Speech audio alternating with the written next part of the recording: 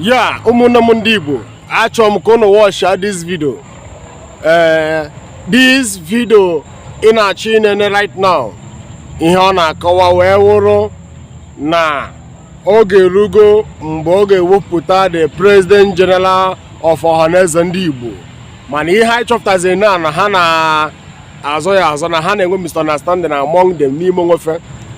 According to our brother kwuru okwu ọ sị na this Ohaneze Ndi Igbo onye supposed ịbụ onye isi ga-esi na Rivers State na mana ndị Imo State na-ekwesịrị na n'ọfa ga-wepụta onye isi, so fire bidogo na-enwe misunderstanding among them. Igbo ruo oge a ga-ewepụta Ohaneze president, ndị obodo ọzọ other states achịchana, Imo State chia, anyị nwee one or two problems enwere PGs si n'Imo State. Chineke na-akpọ ha n'udo, may their soul rest in peace. Mana ihe nji bịa tata wụ maka ihe na-achọ imebi n'ahụ anyị. Ịma na Imo ọchịcha nọ Rivers State kwesịrị iwepụta onye Ohaneze president. Anyị akpọọ n'oku mee interview mmadụ isii from Rivers State. N'ime mmadụ isii ahụ enwere mmadụ atọ obi kara aka ga-apụta asị ndị Igbo kwụrụ wee run for the position of Ohaneze president. Mana anyị na ha anọ na o nwere ndị na-akpa nkata ihe ọjọọ ka e were mee elongate Ohaneze presidency from Imo State ma ọ ka ewepụta caretaker committee. Ihe a wụ ihe na-emebi ihe n'ala Igbo, ebe a ga-apụta kama a ga-eme ihe ka ọ dị ka esi mee ya, ka ọ dị ka esi kwuo nwanne na nwanne nọrọ na-akpa nkata ka ọ dị ka otu ahụ esi kwuo ya. Ndị a apụtana na-akpa nkata ihe ọjọọ. Anyị na-agwa ndị na-achọ ime ụdị ihe a wepụ n'aka enwe n'ofe tupu ọ ghọọ aka mmadụ. Ohaneze presidency na-eje Rivers State. Enwere ndị Igbo na Obi Igbo, enwere ndị Igbo na Ikwere, enwere ndị Igbo na Echie, enwere ndị Igbo na Ọgba, enwere ndị Igbo na Ndọnị, enwere ndị Igbo na Ọgba, enwere ndị Igbo na Ọmọkụ. Ọ ngụwara ọnụ ya apụta emechago interview kịta ụnụ na-achọ ideny the whole of these our brothers and sisters. Ụnụ ma nọ akali ogori ya na-aza gowon kere ha kenye ha na Rivers State. Ụnụ na-achọ continue with that marginalization ka ewepụ ndị be anyị kwesịrị ewe ndị be. Onweghị onye Igbo ka ibia were Igbo. Igbo nọ na Rivers State, Igbo nọ na Igala, Igbo nọ na Ndọnị, Igbo nọ n'ebe ọwụ na ha nọ ha wụ Igbo. Ọbara dị ha na-ahụ wa abara Igbo. So nkata ụnụ na-achọ ịkpa marakwa na amara n'ọkwa nkata ụdị nkata ụnụ kpara tinyere anyị na nsogbu anyị nọkịta. Oge Nnamdị Kanụ pụta kpọọ ọnụ Nnamdị Kanụ ka ụnụ na ya nọrọ kpaa nkata akpọọ nke mbụ ọ sị na ụnụ na-achọrọ igbu ya, emechaa ya kịta kedu ebe anyị nọ n'ala Igbo? Ọkwa n'Igbo nọzi na kwapụ. Ihe a chọrọ ibido kịta unu achọwakwana itinyekwu ya kịta ka o butekwara anyị ezigbote nsogbu ihe a ga-ebute na-abịa n'ihu. Nke Ohaneze presidency gara aga ọka achọburu ije court emechaa Bishop Obinna ha na ndị ọzọ bata n'ime a ekpe ikpe a onye ọbụla sị ka udochi ya. Kịta unu ebido kwene maka na arụ gbaa afọ ọ dịka omenala. Ndị na-akpa nkata ọnụ na-akpa nekwenụ the consequences ka ọ na-abịa n'ihu. Onweghị onye Igbo kakwa Igbo wuru Igbo.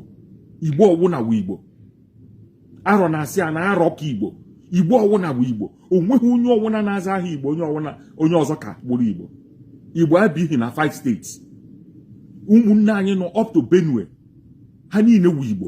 And kịta ụmụaka anyị pụtara na-eje n'ebe niile Igbo nọ na-akpọkọta ha ka anyị build a united front as ụmụnne ka anyị kọọ mamịrị ka ọ bụ ofụfụ tupu anyị apụọ anyị na ndị mgbata obi anyị akpawa nkata ka ụnụ na-achọ ịma mmụma ajọ ihe ụnụ na-achọ ime kịta. Anyị na ha ama ọkpa.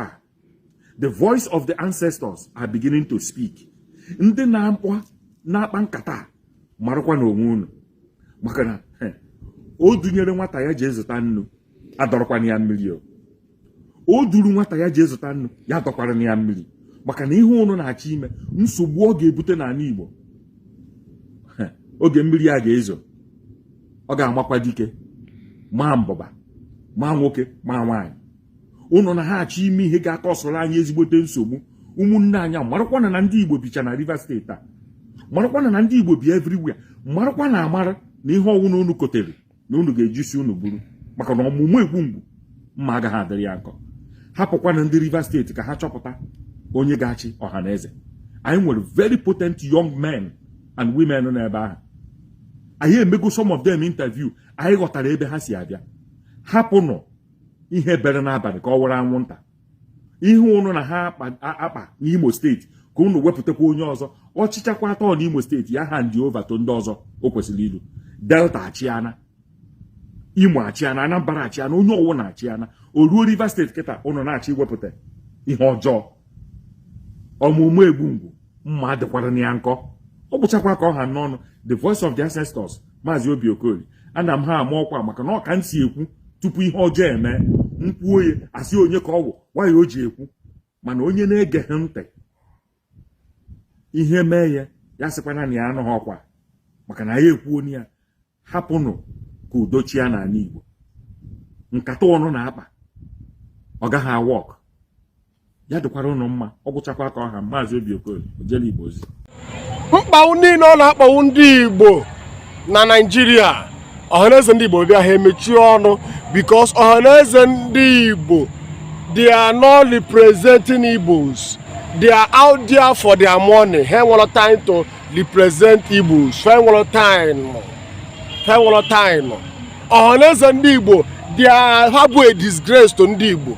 Yes, unu bụ a disgrace to Ndi Igbo because onwele ife go ifu na emere Ndi Igbo. Yes, you people are a disgrace to Ndi Igbo. Very soon, unu apịa onwe unu nsi, unu na-achọ onye ga-abụ onye isi. Unu apịa onwe unu nsi. Chineke mere unu ebere. Kedu maka this man? That man no binyere ọtọ mgbe ọ na-persecute Ndị Igbo na Lagos during the presidential election. That man, that Igwe ahụ. This man that man nọ na Ohaneze Ndi Igbo. Yes, he's a member. And even though if the man is not a member, but the man represents Igbo in Lagos. Governor of Lagos State will not share this man because one can but under IPOP can have Lagos secure Igbo's business because of when Yoruba say destroy Igbo's business. For this man, but cheer since to today, how up to this man. Keri for Ohaneze Ndi Igbo mele he mechuano because Ohaneze Ndi Igbo they are disgraced on Ndi Igbo. Ihun na so na agba ego. Unu be disgraced on Ndi Igbo. Unu actually ikwu okwu puta bamba gwa governor of Lagos State make you release our brother for us. Unu mechuano. Unu be disgraced on Ndi Igbo. And what if na ba heme?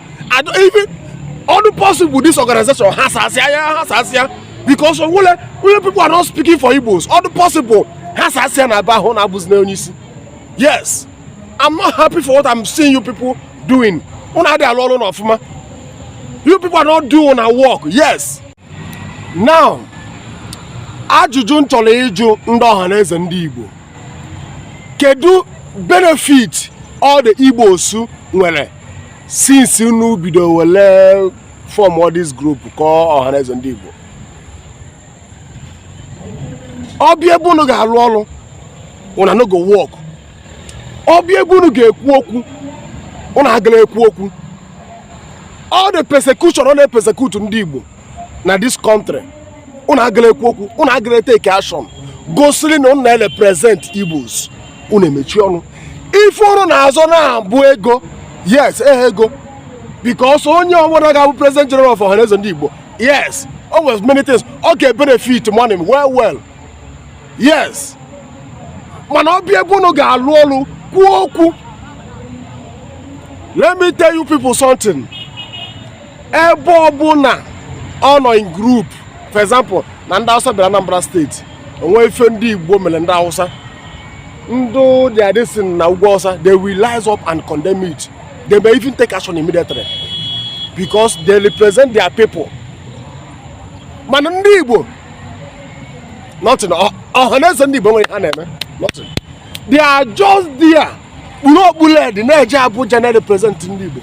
So see how the Igbo bullet, the Niger Abuja, they represent Ndi Igbo. Only need to know Ndi Igbo. Only need benefit. I'm with them. I don't know what you people are fighting for. Man, and Kebezoku, Obuna and the River State, Obuna and the River State, Obuna their own town. You people should stop disgracing on ourselves there. Want to stop Pondimo State? You people should step down. were ndatin nye ndị olulu ọ bụrụ na Rivers State give it to Rivers State on na-azọ onye ga-abụ onye isi nwa obere na ọ na-apịa onwe unu nsi yes very soon na ọ na-apịa onwe unu nsi ebe look at what people are doing unu na-emechi onwe unu ilu ọ bụ na ndị Rivers State ka o ruru were na-enye ndị Rivers State yes